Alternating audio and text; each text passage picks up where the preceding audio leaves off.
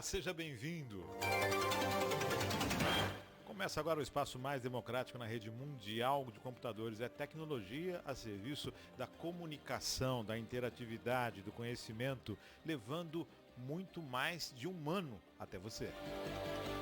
Nossos cumprimentos aos poderes constituídos, ao Executivo, Legislativo e Judiciário. São anos fazendo esse cumprimento e não dá para mudar da noite para o dia. Mas o nosso cumprimento especial vai a você, o quarto poder, que é a sociedade organizada.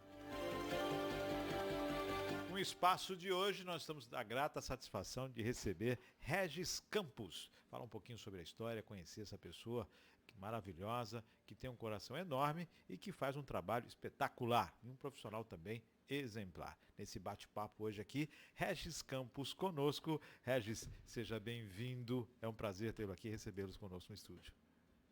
Eu que agradeço, Márcio, a oportunidade de poder estar falando, né, contando um pouco da minha história e quem sabe influenciar aí talvez algumas pessoas a seguirem o seu sonho. Maravilha. Regis, nascido em 20 de agosto de 1973. Década de 70 está se mostrando uma década assim de revelações, de pessoas espetaculares que vieram nessa década para proporcionar algumas mudanças e também alguns trabalhos voltados ao ser humano. Né? Filho da dona Dinorá, é isso? Isso mesmo. Dinorá e do seu Rubens. Perfeito. Nascido em Santos, ali. Santista da Gema, então? Com certeza. Mas sou um cidadão do mundo hoje. Já tive outros trabalhos fora de Santos, agora retornei de novo, montei meu espaço em Santos e vamos em frente. Vamos falar um pouquinho do Regis. Família de quantos irmãos? Família? Tenho um irmão mais velho, 4 anos, que é o Robson, mas a minha família sempre foi muito grande, tá? Sempre morei com os meus avós, né? Apesar do meu pai ser órfão, né, desde muito cedo, mas a família da minha mãe era uma família muito grande. Então todos conviviam ali, harmoniosamente. Avó, avô, tia-avó, tio-avô e por aí vai.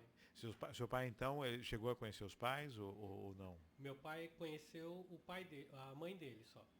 Certo. E ele ficou órfão com 16 anos. Com 16 anos. Isso. Mais tios você tem por parte de pais? Tenho um tio. Isso. E aí você, em 1973, veio à luz, veio ao mundo. Como é que foi a infância do Regis? Olha, se olhar por hoje, bem diferente, né? Muito, né? Era uma outra sociedade, era uma outra época, né? Uma outra realidade, outra educação. Então eu fico olhando os tempos de hoje e é lógico que comparando a época em que eu era criança, né? Por exemplo, minha mãe era do lar, ela não trabalhava, né? Tinha esse tempo. E hoje a gente não vê mais isso. Mas tudo é adaptável, né? Eu digo que tive uma infância bem feliz, né? Com todas as oportunidades. Morava em casa. Morou né? em que lugar em Santos? Qual Eu nasci no Imbaré, no bairro do Imbaré, próximo do Canal 5. Fiquei nesse bairro, nessa casa, por sinal, até mais ou menos, acredito que uns 22 anos, 23 anos. 22, 23 anos. Depois fui para São Vicente, depois fui para Praia Grande, e assim vai. E aí começou. E aí voltei para Santos. Infância, adolescência. Lembranças boas, lembranças de escola. Como é que foi esse período do Regis? É lógico que existem... É estranho, né? Porque, assim, existia bullying, sempre existiu. Sim. Não é? O CDF... O aplicado, aquele que fica... né? Aquele bom menino, aquela história toda, mas, enfim. No geral, o que eu posso dizer é que eu sempre fui uma pessoa muito estudiosa. E sou até hoje, né? E muitas vezes autodidata, tá? Nós tínhamos a gente chamava de salinha, mas era como se fosse uma biblioteca na minha casa. E quando eu devia ter uns 13 anos, por aí, num período de férias, eu resolvi ler quase todos os meus livros que eu tinha. Meus não, que era da família. Que estavam ali à disposição. E eu comecei a ler livro de tudo quanto é jeito, tudo quanto é tema, né? Porque naquela época eu já entendi assim, nossa, eu preciso saber o que tem aqui, né? Não só livros de estudos que a gente tinha, né? Que a minha mãe comprava para facilitar os estudos da gente, Sim, né? aquelas enciclopédias, né, Isso, sempre, a sempre Delta participavam. Larousse, Barça. Barça, isso. Enfim, mas sempre tive um fascínio por história universal, enfim. Então eu me vejo hoje com essa ideia de ser um buscador sempre. Então, é lógico que hoje eu já filtro bastante aquilo que eu vou ler, né? Mas sempre com essa disponibilidade de aprender. Então eu entendo que isso já veio desde cedo. Já é uma coisa que já estava incutida dentro de você no teu DNA, isso. Sim. E eu começava a fazer perguntas, por exemplo, né?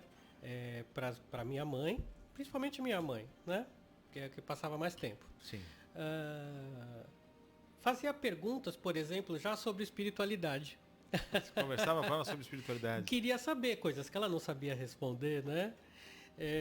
Depois eu fui recorrer à minha avó, porque a minha avó ela era uma espírita de materialização. Ela trabalhava num centro de materialização. E tinha uma vasta também enciclopédia lá de livros, né? Da doutrina espírita. Se bem que hoje eu sou espiritualista, né? Sim. Mas mesmo assim, mesmo depois de lendo os livros que a minha avó, né, cedeu, ainda tinha muitos questionamentos a fazer, né? Como tenho ainda até hoje. Mas tive que ir buscando em outros lugares, né? Como era visto o jovem Regis, por ser uma criança que voltada mais à leitura, voltada mais a esse entendimento? Porque a gente sabe que criança para brincar e tudo mais. Mas você, pelo que eu vejo, gostava daquilo que estava fazendo. Como Sim. você tinha? Você tinha apoio da família? O pessoal entendia? Na verdade, meus pais, eles, mais a minha mãe como referência, vamos colocar assim, ela sempre influenciou meus dons. Sempre incentivou isso? Sempre incentivou. Então, por exemplo, eu desenhava bem. Então ela sempre me incentivou a desenhar, né? Tanto que me formei em arquitetura. Sempre moveram, vamos colocar assim, mundos e fundos, né? Dentro das condições que eles poderiam para estar propiciando essas minhas realizações. O ler era mas eu não via isso como um compromisso, nada disso muito sério não, porque eu tinha também o meu tempo, né, de brincar na rua, eu tinha bastante colegas na rua.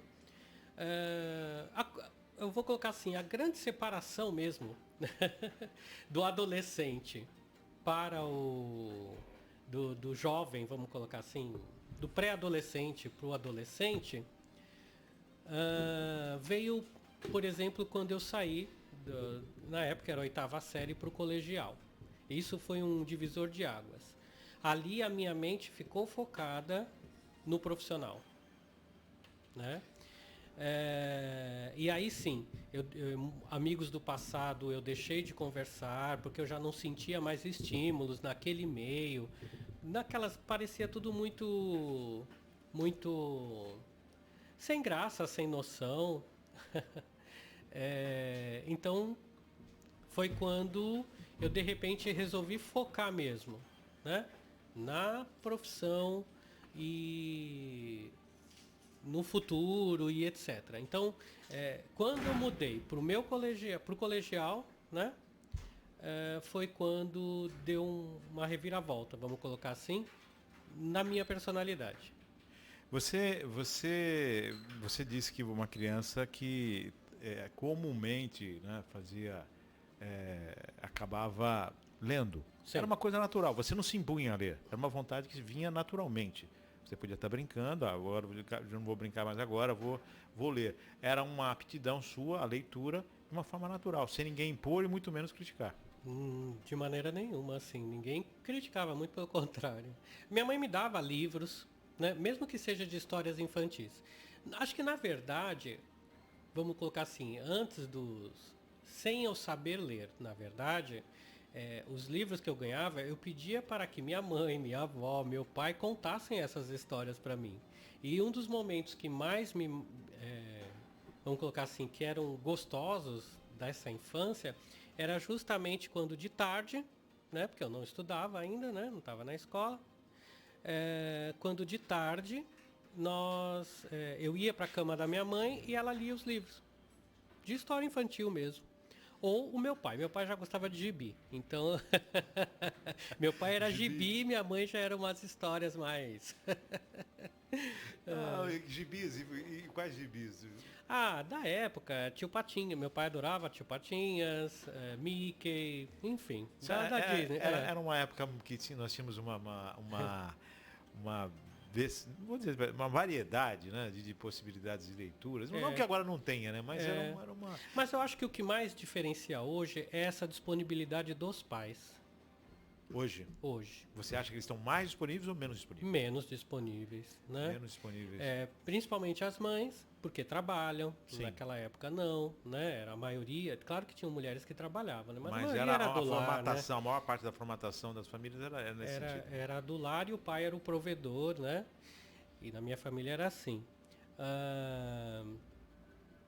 Então... Se tinha esse tempo a mais, né? A proximidade a mais com os pais. E isso cria vínculos, vamos colocar assim, dessas lembranças da qual estou te falando, né? Que não saem da memória. Claro que hoje, como diz a Elis Regina, né? Nós somos iguais aos nossos pais. Isso é fato, né? Fato. A gente critica, mas se eu tivesse a oportunidade de estar educando um filho, seria muito parecido com o que eu fui educado. Não consigo ver outra possibilidade. É aquela coisa... que pra gente é algo que deu certo, que funcionou. Então você quer repetir isso. Essa proximidade, o acolhimento, o carinho mesmo, a afetividade. Você né? ainda tem o convívio com os pais? Não, meus pais já faleceram. Faleceram já? Sim, já. Momento difícil. Foi. Mas eu sempre também tive uma tranquilidade com relação a esse tema das perdas e da morte, tá? Até pela minha visão desde muito cedo, porque a minha família, acho que, não sei se pela doutrina ou pela educação, a gente sempre acreditou em vida após a morte, reencarnação, né? Minha mãe, por exemplo, ela dava consultas em casa mediunizada, então eu sabia quando era um espírito, quando era minha mãe. Eu cresci nesse meio, né? Desde pequeno convivendo com a espiritualidade. Sim, então para mim era algo natural. Não assustava você? De maneira nenhuma. Era até legal. Era diferente. Sei lá, acho que para alguns não, mas para os outros era. Então, nunca foi um tabu falar sobre isso.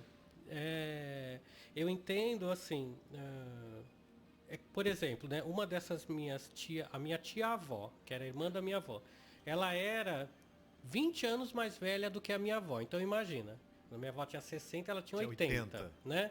Então ela morreu muito velha e ela teve derrame, ou um AVC hoje, né? Mas a gente chamava de derrame na época. Eu era pré-adolescente nessa época. Ela ficou 6 anos numa cama, sem falar, né? E a gente não tinha os recursos que tem hoje, nem condições financeiras, né?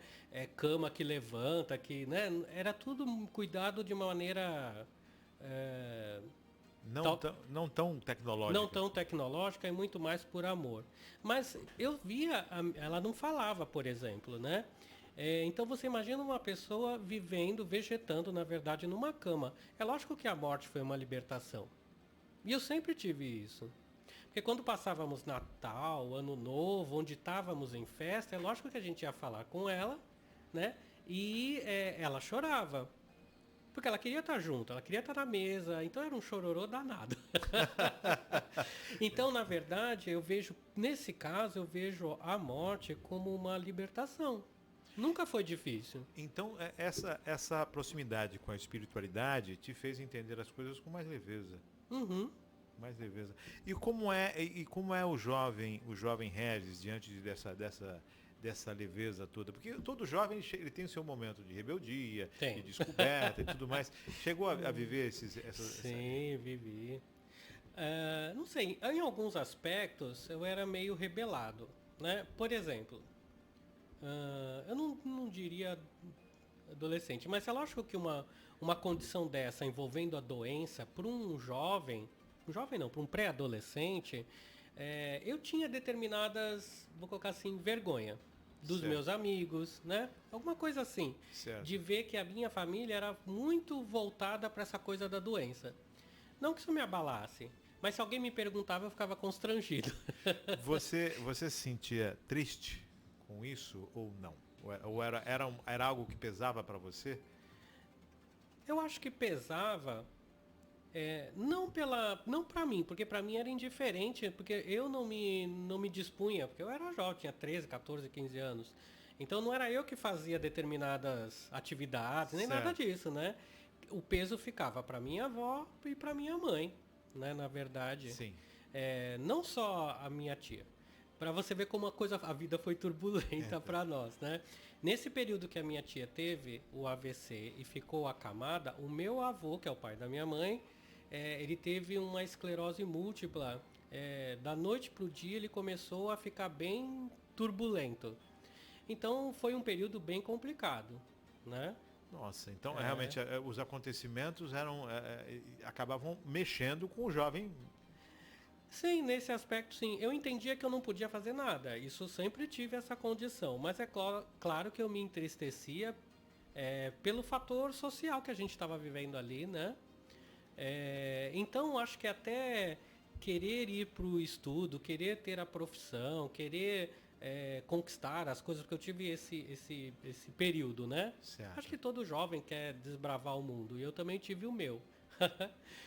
Então era mais para poder dar também uma condição diferente daquilo que eu sabia que nós estávamos vivendo ali naquele momento, Aquela né? busca por uma vida melhor, por uma Sim. situação melhor, por uma estrutura ainda melhor. Na época eu entendia que isso seria bom.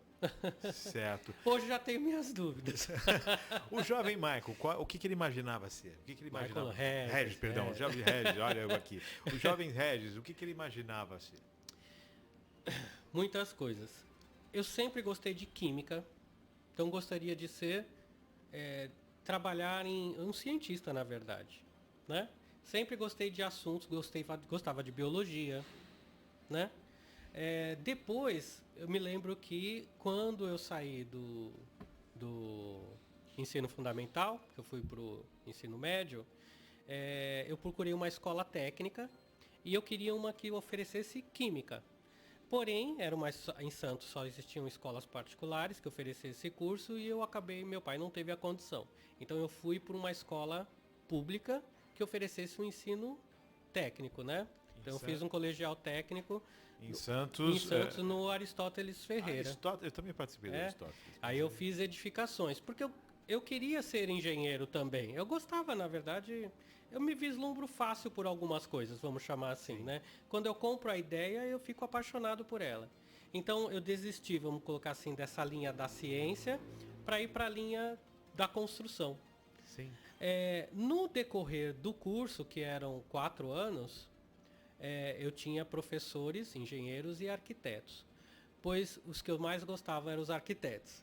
Então, então eu fui incentivado muito por um professor meu de desenho arquitetônico, que é o Fernando Gregório. Ele virou uma lenda assim dentro do nosso curso e desse período, né? Muito legal. E por causa dele e dos outros, é lógico, que tinham me influenciaram muito a fazer arquitetura. Então eu pendi para ir para a faculdade de arquitetura e me tornei arquiteto. Eu lembro, você comentou do Aristóteles, eu passei um ano no Aristóteles, se não me engano. E nós estudávamos no prédio, no segundo andar, no primeiro andar do prédio ali, do lado tinha uma área que o pessoal de arquitetura ficava desenvolvendo alguns projetos. A gente brincava, o ponto de ônibus, estou fazendo um ponto de ônibus. Até tem o professor da época, o professor Calil, se não me engano. Calil, de matemática, Matemático, da parábola. O professor da parábola. Então a gente via ali o pessoal de arquitetura ali, colocando literalmente a mão na massa. Sim, foi muito rico, na verdade, esse aprendizado. Eu não sei se foi a época ou se eram os professores em si com essa vontade, né? Apesar de sermos bem jovens, né? Termos ali 18, 19 anos por aí, ou menos até, né? Eles tratavam a gente como realmente adultos, entre aspas, ou como profissionais, né? Então, realmente foi um período muito bom mesmo. E foi tanto assim o profissionalismo que me foi passado ali por estes mestres, né? Que acabaram incutindo em mim também essa vontade de focar realmente numa profissão, de querer sair dali e já montar escritórios e tudo mais. Né? Quanto tempo já de arquiteto, Regis? Eu me formei em 98. 98. Em arquitetura. E vem exercendo até hoje?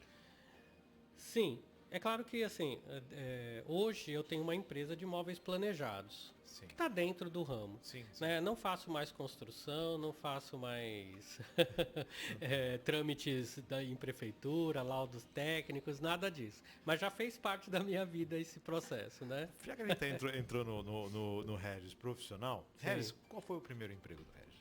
Onde ele começou? Um estágio. Um né? estágio? Um estágio de edificações, que é do colegial. O estágio de edificações. Já começou assim dentro daquilo que tinha escolhido? Sim. Na verdade, as coisas elas fluem muito interessantes para mim, desde sempre, eu acho. Que coisa boa. Então, surgiu uma oportunidade. Na verdade, um tio meu que conhecia um engenheiro, né, que trabalhava na antiga Codesp, e ele é que... pegou meu currículo e levou para uma das empresas que trabalhavam no cais, uma das construtoras, né? Fui lá, fiz a entrevista e entrei. E fiquei lá quase um ano, né? Quase um ano. Quando eu estava no ensino, no colegial técnico, né? Quando eu me formei, a minha faculdade, na época a arquitetura só existia na Unisantos, e era num período muito chato, porque era no período da tarde. Né? A faculdade, ela ficava das 2 da tarde até as 7 da noite, eu acho. Então, quando eu falei, porque eu ficava período integral no meu estágio, quando eu falei, olha, passei na faculdade, só que o horário é de X a Y, eu gostaria de ficar, mas, né, e aí eu não pude ficar. Eles precisavam de alguém em período integral. Aí eu falei, então eu vou sair, porque eu vou optar pela faculdade, né? Continuar os estudos. Mas isso é porque eu também tive os meus pais que sempre me acolheram, né? Então não era uma sangria desatada e eles facilitaram do fato de eu não ter que cumprir com obrigações financeiras na minha casa. Então, ou seja, te deram a condição de você fazer o voo solo. Fazer o voo, exato. É o que a minha mãe falava, enquanto nós estivermos aqui... Né, vai seguir, vai se estruturar. Eu falei, então tá bom. E desde então, desde o estágio, nunca mais parou de trabalhar? Nunca mais parei. parei. Sempre no mesmo ramo? Sempre com arquitetura? Tendo arquitetura. É claro que depois que eu foquei muito nessa questão do profissional, né, aí durante a faculdade é lógico que eu consegui estágios, né, de meio período, que era o que poderia... ser oferecido para mim, mas assim que eu saí da faculdade eu já montei meu escritório, na época em sociedade, depois fiquei um ano, depois montei o meu sozinho, devo ter ficado uns 2, 3 anos, né, nessa batalha. Depois eu fui para esse segmento dos móveis planejados, aí sendo um funcionário, né? E na verdade estou até hoje, só que não mais funcionário. Móveis planejados, ou seja, criatividade. Sim, nunca parei de trabalhar essa questão de estar no meio, vamos dizer assim, da decoração, do designer, até em certo ponto da reforma. A profissão ajuda muito, mesmo que eu não mexa mais com isso, mas é lógico que isso dá um feeling para a gente entender e compreender algumas coisas, principalmente na hora de planejar um dormitório, uma cozinha, uma criação. sala. Sim, nunca deixei de trabalhar com a criação. E o que vem do Regis para essa criação? Ou seja, é a busca de construção sempre? Isso tem um significado de renovação, de criação? Como é que é? Não sei dizer exatamente o que é. Mas, por exemplo, eu sempre gostei de desenho, então eu sempre fui muito criativo, isso é fato. Né? Bem fácil para você? Sempre. Desde quando eu era muito pequeno, da onde eu brincava, talvez eu sempre fui muito lúdico. Talvez a leitura estimule essa coisa da mente, né? Tá trabalhando uma visualização daquilo que está sendo contado. Então sempre tive essa mente muito criativa, né? E mesmo que seja uma profissão ou um trabalho técnico, me força, na verdade, a encontrar soluções, né? Sim. Dentro de tudo que eu sei, das possibilidades que a gente tem das ferramentas aí de trabalho, no caso. Sim, né? ou seja, você é apresentado uma condição para desenvolver o melhor para o aproveitamento daquele espaço, Isso, para perfeito. proporcionar a melhor qualidade de vida, a melhor Sim. utilização. E não tem tanto estresse quanto uma obra, uma reforma, não tem burocracia. O fator humano é mais reduzido, não tem, vai de encarregado, engenheiro encarregado, é complicado. Então as coisas ficam mais fáceis. Mas, ao mesmo tempo que eu estava focado nisso, eu sentia uma vontade interna de fazer algo diferente. Então, eu devia estar uns 4 anos de formado. Né? Aí eu fui procurar fazer trabalho voluntário, porque eu sentia uma necessidade. Trabalho voluntário. Trabalho voluntário. E saí por aí procurando. Voluntariado. E qual tipo de trabalho é esse? Então, alguns, por exemplo, que exige força física, eu não ia dar conta. E aí eu vi um anúncio no jornal de uma instituição, na época eu morava em São Vicente, né?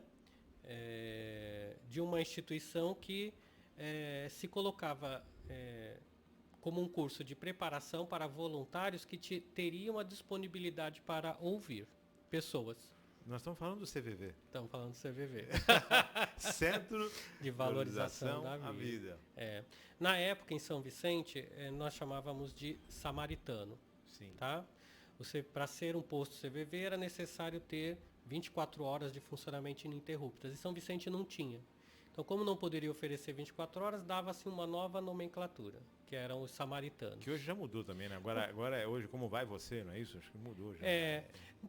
Por questões burocráticas, sim. Mas foi um dos trabalhos, assim, e é interessante, né? Quando fala em ouvir, em tentar compreender, eu acho que a minha própria estrutura psicológica que foi criada desde a minha infância, eu olhando para trás, me permitiu isso. Você foi construído para isto, ou seja, para também isto. Para também isso, exato. E foi muito rico. Na verdade, foi um divisor de águas, entre muitos, né, que existiram. A entrada para este trabalho, né, para esse voluntariado, foi um divisor de águas na minha vida. Voluntariado, você tinha suas atividades durante o dia e no período da noite ia prestar serviço de voluntário. Só que não é só ser o voluntário. Ali, tudo ali era voluntário. Então, desde a administração, né, do próprio trabalho, da própria instituição, da organização, até ser propriamente o trabalhador ali, o ouvinte, para fazer a prevenção do suicídio. Então, tudo ali era muito rico, né? E era muito interessante. E eu sempre, mesmo, né, na época, eu devia ter uns 28 anos quando eu entrei para o CVV. 28 anos. Então, o que eu achava mais interessante ali? Eu via, por exemplo, donas de casa, como minha mãe, por exemplo, né, se colocando disponível para um trabalho desse. Depois, né, de toda a estrutura e capacitação que é dada, eu via essas mesmas senhoras assumindo funções administrativas, que talvez burocráticas. Então, é muito interessante despertar isso nas pessoas, porque é um potencial. Né? Sim.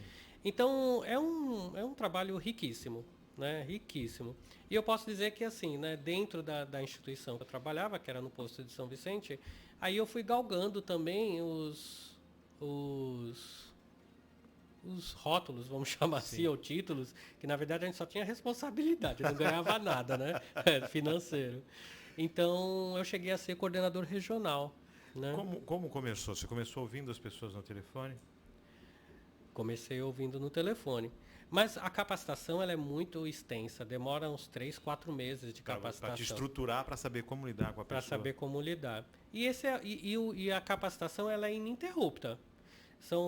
Internamente, a estrutura dessa instituição ela é fantástica, não tem preço. Né? E a pessoa é capacitada, a partir do momento que ela vai tendo anos, né, de vivência, de experiência, vão ser dados a ela capacitações específicas. né? Perfeito. E não só na questão administração, mas nesse entendimento também da psicologia humana. Dando potencialidades a ela. Sim. Fazendo ela trabalhar questões dela para poder justo o outro para que a gente se sinta melhor para oferecer o melhor para o outro, né, no caso. Como era para você com os 20 e poucos anos, 28 anos, começar a ouvir as pessoas e se deparar com a doença da alma, né? Verdade. Com o mal da alma, que as pessoas muitas vezes não conseguem nem exemplificar. A nossa capacitação ela foi muito boa. Foi ajustado mesmo para o front. Exatamente. Então, é claro que você ter a realidade ou ir, como, por exemplo, o primeiro plantão meu, onde eu tinha lá o telefone, né? Hoje em dia nós temos aí o online, etc. Mas na minha época era o telefone. Quando o telefone tocava, é lógico que o coração palpitava, porque a gente não sabe o que vem do outro lado, né? Mas depois a gente respira fundo e vai em frente. Como você pode dizer... Lógico, não vou aqui que eu queria que você conte nenhum caso específico, alguma coisa assim, para não expor e tudo mais, mas o que geralmente você mais encontrava nas pessoas que estavam buscando auxílio? Vamos colocar assim, toda essa capacitação, é lógico que ela me favoreceu hoje para o Regis terapeuta. Sim. Eu trago até hoje as lições que eu aprendi, né? Estou com mais de 40. Então, essas lições eu trago até hoje, não tem como se desvencilhar desse aprendizado. Bom, o que eu posso dizer sobre essas pessoas? Não importa se é do trabalho lá, né? Ou se, enfim, as pessoas em geral. A grande dificuldade é trabalhar com as perdas. As perdas. Seja a perda de ente querido, de animais, de estimação, de emprego. As pessoas geram frustração, geram dificuldades, na verdade, de compreender essas mudanças que uma perda pode oferecer para a vida de alguém. E aí eu associo isso ao apego, né? Eu associo isso à carência, eu associo a esse medo da perda, né?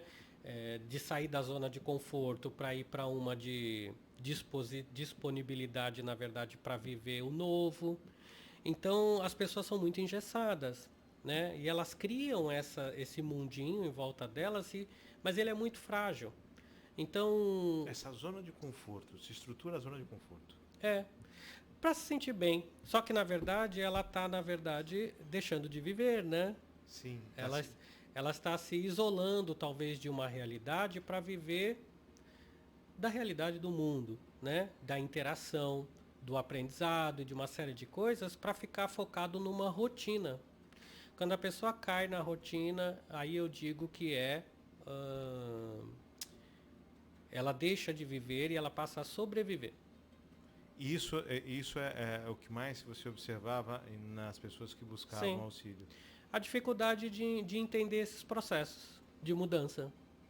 E como é que era o trabalho no CVV? Você atendia essa pessoa hoje, ela voltava a ligar novamente, ela voltava a buscar o auxílio, como é que era? Assim, pedindo licença, claro, fica à vontade, né, aos trabalhadores e às instituições, né, até para poder falar deste trabalho, né. O que eu posso dizer da minha época, né, não sei como está hoje, tá bom? Mas na minha época era uma outra realidade. É lógico que essa pessoa, ela ligava quantas vezes quisesse, ela entrava em contato, porque tinha um atendimento pessoal. A gente conversava pessoalmente com elas. Ah, tinha um atendimento pessoal também? Sim, e por carta, na época também. A gente chegou a receber cartas. Então, existe o retorno. Só que a própria instituição cria um sistema para que não exista dependência daquele voluntário. Se não se vincule àquele voluntário. Exato. E nós éramos, né, treinados também para não gerar esse vínculo, porque isso é danoso. Né? Isso gera um vínculo, esse vínculo pode prejudicar tanto a você quanto ao próprio trabalho. Eu, a pessoa, né, e o próprio trabalho. porque a pessoa tem que procurar o trabalho e não o voluntário, X, Y e Z. Não pode criar um vínculo com aquela pessoa, ou seja, está criando mais uma rota. Exato. Quando existe, aliás, é uma das regras, eu acredito que isso existe até hoje. Se existir algum vínculo emocional entre o atendido e a pessoa que nos procura e o voluntário, essa pessoa ela é excluída do trabalho. Não pode existir esse Não vínculo. Existe vínculo emocional. Não, perfeito. Bom, isso tudo a gente está perguntando que são experiências da vida do Regis. Sim. E que me formaram no que eu sou hoje, né? E quando o Regis despertou para essa questão holística? Sempre teve, como eu falei, né, assim, né, eu estava numa família muito focada na espiritualidade. Sempre, desde que eu nasci. Vivendo dia a dia. Vivendo dia a dia. Só que tinha alguns aprendizados que eu tive, né, que me deixavam, por exemplo, com receio de trabalhar nesses aspectos espirituais. Por exemplo, gerar a dependência, criar karmas para mim. Né? Você tinha receio de iniciar alguma coisa e cair numa dessas situações? Numa dessas situações. E você viu isso acontecer? Não. Não viu acontecer? Não vi acontecer. Porque me preparei antes. Certo. Então, assim, esse era um dos meus medos, né? Com o próprio trabalho, por exemplo, do voluntariado na prevenção ao suicídio, eu aprendi a fazer esse distanciamento. Sim. Então, eu já não tinha mais, eu não assumia mais essa responsabilidade pela vida do outro. Né? Eu oferecia aquilo que era cabível naquele momento, naquela situação. A sua participação vai daqui a aqui. Exato, e isso eu sempre deixo claro até hoje. Né? Então, isso me ajudou e me fortaleceu, né? Com relação à relação desses vínculos. Quando eu me senti preparado para trabalhar, né, esses seres, as pessoas que nos procuram, e tudo que elas trazem, né? Eu ainda tinha um certo receio, né, de mexer com algumas coisas, vamos falar assim, obsessão, coisas nesse nível. Então, o que eu fiz? Eu usei da minha profissão. Eu fui fazer harmonização de ambientes. Que legal! E aí eu já entendi assim, bom, se eu melhorar a casa da pessoa, o trabalho da pessoa, automaticamente aquela pessoa vai estar se melhorando, vai influenciar ela e ela vai estar, né, saindo daquele ambiente tumultuado que está propício para atrair o que não deve. Certo. Então eu passei um tempo, né, me especializando, por exemplo, em Feng Shui, que é a harmonização de ambientes, em radiestesia radiônica, que é a harmonização de ambientes. Então eu associava muito a minha profissão com essa parte também. O Regis, que era o estudioso, o Regis que gostava de ler, acabou trazendo tudo isso. Levei tudo isso para a espiritualidade. Trouxe toda essa bagagem para a espiritualidade. Aplicou tudo isso na espiritualidade. Apliquei. Depois de um certo tempo, quando a minha mãe faleceu... Momento difícil. Aí foi uma outra reviravolta, porque tudo se desestrutura. Mas aí eu entendi que era a hora, então, de eu realmente pensar em atendimentos, cuidar das pessoas, etc. Porque até então eu fazia só esse meio de campo aí, que eu diria que é até meio superficial em vista do que eu faço hoje. Mas o falecimento da sua mãe, ele mexeu com você profundamente a ponto de você rever essa forma de... Por quê, Regis? Porque, vamos colocar assim, a minha mãe em si, ela era o ponto de apoio. E à medida que eu não tinha mais esse ponto de referência, esse ponto de apoio, eu tinha que buscar isso em mim. O porto seguro.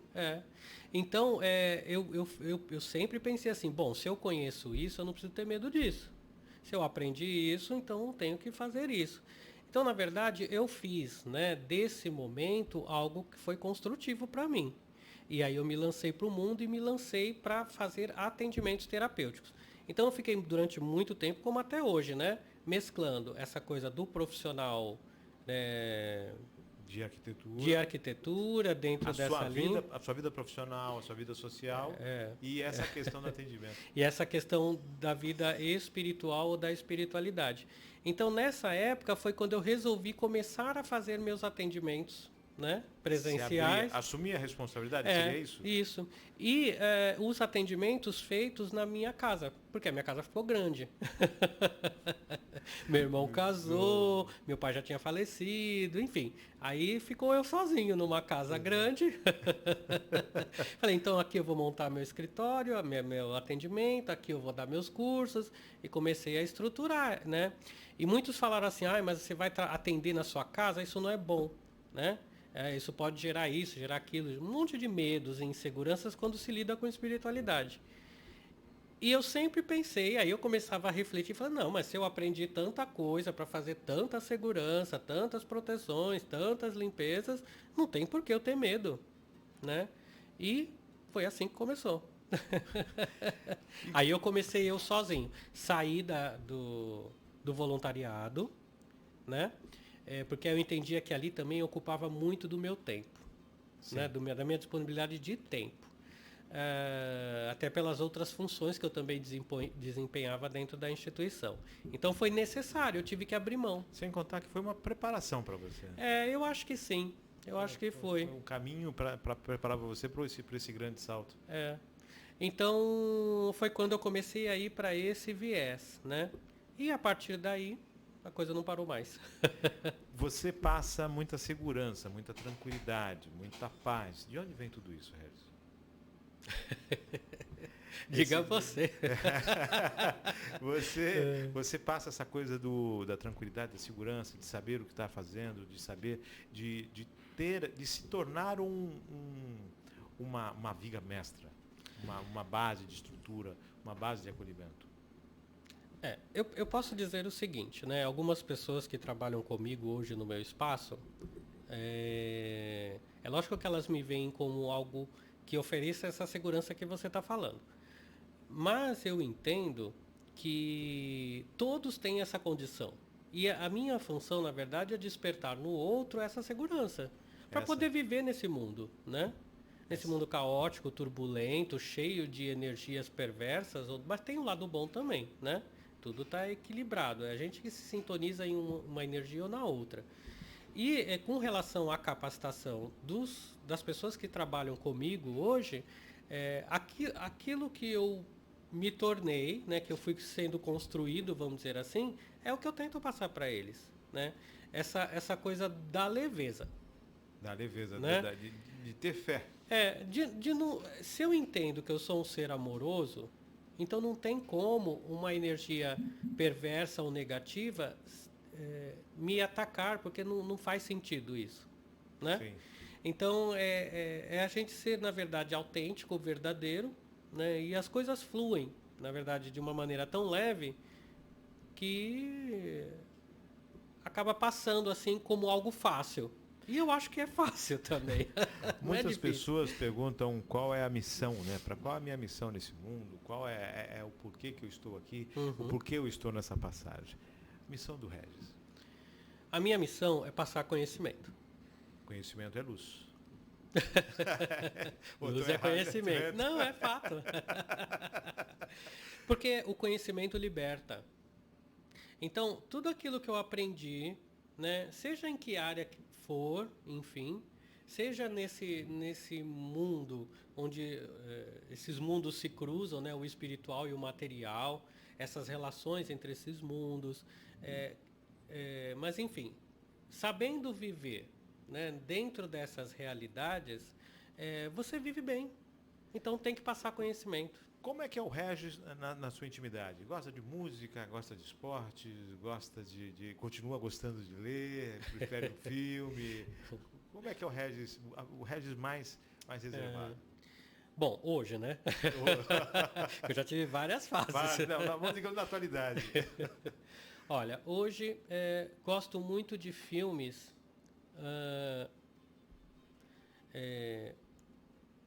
de entretenimento mesmo.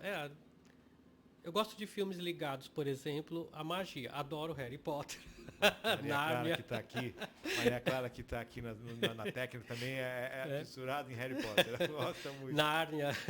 Adoro fantasia, né? Porque talvez eu tenha essa mente mesmo criativa, né? Sim. Então isso eu nunca abri mão, vamos colocar assim. Sempre achei muito gostosinho.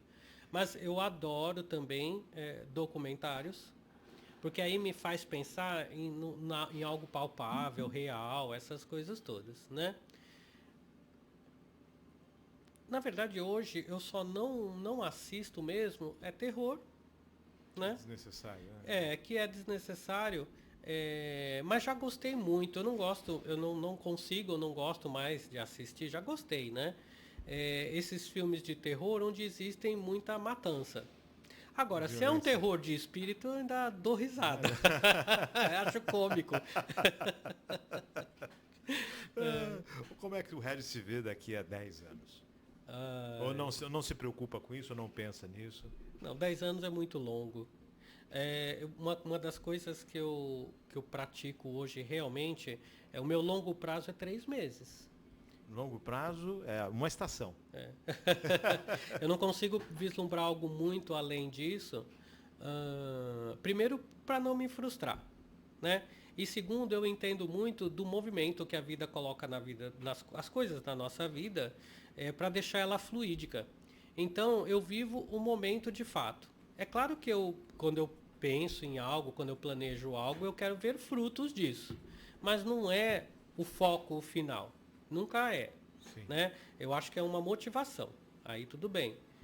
Eu quero montar um trabalho e tal, eu quero expandir o meu espaço para outras cidades da região. Isso eu acho legal. Sim. Mas se vai acontecer ou não, eu já não me preocupo com isso. Se não acontecer, está ótimo. Se acontecer, também está ótimo. Está ótimo, exato. Mas a gente precisa dessa meta, né? Desse foco. Eu tenho que vislumbrar um futuro, né? Para poder me capacitar para chegar nele. É que as pessoas criam um arquétipo da felicidade, de viver bem, de um mundo perfeito, né? Em que, então parece que o Regis não tem os mesmos problemas que eu tenho do dia a dia. Parece que não. E na verdade você vive a vida que todo mundo vive, só que você tem a espiritualidade muito mais exercida e muito mais como uma ferramenta. Exato. Você falou bem. É exercida, porque até por conta do trabalho, né, que eu desenvolvo, que eu faço como terapia, como terapeuta, conduzindo lá os grupos, etc. E as capacitações são os cursos que a gente oferece. Então ela é exercida sim. E você falou? Você tem essa segurança você traz ela para o seu dia a dia, você exerce ela? Eu exerço ela 24 horas por dia. De uma maneira natural, não é nada bitolado. Isso não quer dizer que você não enfrente os problemas do dia a dia. Não, enfrenta naturalmente. Exato. Eu tenho alguns conceitos. Por exemplo, eu não acredito em problemas. Opa! Ótimo, vamos falar sobre isso. São urgências que chegam pra gente que precisam tomadas de decisão. Urgências. Porque se eu já vislumbro algo como sendo um problema, eu já entendo que uma solução é difícil, que aquilo é pesado, por que eu estou atraindo o problema. Então eu já entro numa frequência de negatividade.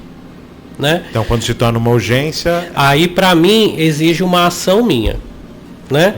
E aí eu me posiciono na maneira que eu achar mais conveniente dentro daquela situação. Eu preciso tomar uma posição. Então, eu vivo, por isso que eu digo que eu vivo o momento. Chegou aquela situação e exige uma postura, enfim, uma determinação, eu vou lá e tenho que tomar ação, e ponto. E depois eu deleto isso. Já foi resolvido. Já foi resolvido, pronto. Já fica a experiência positiva, né? Porque aí são as lembranças do que foi. Mas se perguntar nomes, alguns fatos, é lógico que eu me lembro, né? Mas se perguntar nome, quem foi, em que época foi, já fica difícil, porque o que eu tiro é o exemplo daquela situação que foi passada. Eu perguntei isso porque as pessoas ficam criando aquela figura que, na verdade, é o que você falou, você tenta passar esse conhecimento, essa luz para todos, para que todos possam exercer esse equilíbrio nas atitudes. Né? Exato. Então, acredito que essa seja, de fato, a minha missão. Né? Não que eu venha a ser um missionário. Mas, à medida que eu deixo de falar, né, o que eu sei, o que eu acredito, o que eu aprendi, ou a minha experiência, deixa de mostrar para as outras pessoas outras formas ou outras possibilidades de lidar com as situações ou de viver nesse mundo. É possível fazer as coisas ficarem leves. Né? A pessoa é que cria né, toda uma condição densa em volta desses fatos. Potencializa a densidade. Sim, pelos pensamentos, pelos sentimentos, né, os pensamentos repetitivos, esses sentimentos que vão sendo somatizados ao longo de anos, né? E a pessoa vai adoecendo. Essa é que é a realidade. Então, à medida que a gente muda esse olhar, né, ou faz a pessoa enxergar de forma diferente, ela quebra esse alimento aí da densidade e passa a se alimentar ou alimentar o fato com outro olhar mais leve, mais tranquilo, né, com mais normalidade. Regis, nós estamos chegando no finalzinho desse nosso bate-papo, né? Está maravilhoso. O Regis volta para falar com a gente ainda sobre essa questão holística, né? Vamos falar sobre as terapias holísticas, tudo que pode ser feito e da forma que isso vem ajudando a humanidade.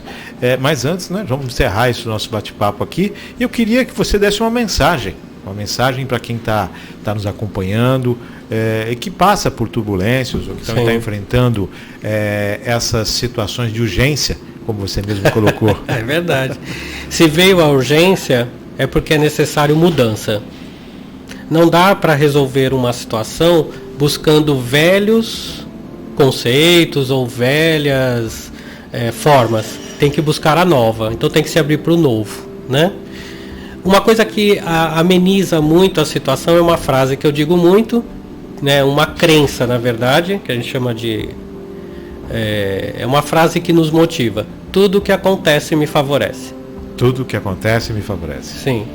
E aí eu me vejo como qualquer urgência que chega é para me favorecer. Qualquer situação que venha é para me favorecer, né? Eu posso não compreender, mas se eu tiver essa abertura de entendimento, o entendimento virá. Maravilha, Regis, maravilha. Quero agradecer a sua participação aqui conosco no programa, na rádio. É sempre bom estar ouvindo pessoas que têm muito a contribuir, que trazem essa transparência, essa tranquilidade e essa luz. Gratidão. E essa luz. Daí as suas considerações finais. Agradeço, Márcio, o espaço, a oportunidade de falar, né? E espero que, se você se sentiu tocado ou se entrou em empatia, né? Veja o mundo de forma diferente e ele se tornará, sim, um mundo diferente. Agradecendo ao Regis esse bate-papo, agradecendo a sua audiência, lembrando que este programa fica à disposição aí no link durante uma semana, depois ele vai para o arquivo da rádio virtual do programa marciochaves.com e você vai poder acessar à vontade, tá bom? Participe, indique, compartilhe, divulgue. É só assim, contagiando mais pessoas com condições melhores, com informações boas, é que a gente pode melhorar o mundo. Até lá, grande abraço. Agradecendo também a Maria Clara nos botões mágicos e ao Regis participando conosco. Namastê, grande abraço.